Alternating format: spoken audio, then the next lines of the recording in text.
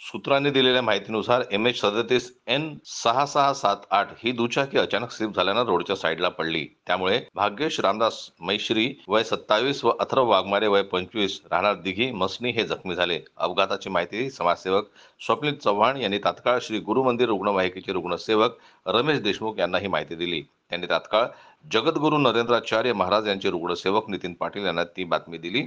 ते तात्काळ घटनास्थळी दाखल होऊन अपघातात जखमी झालेल्या रुग्णांना उपजिल्हा रुग्णालय कारंजा येथे आणण्यात आलं.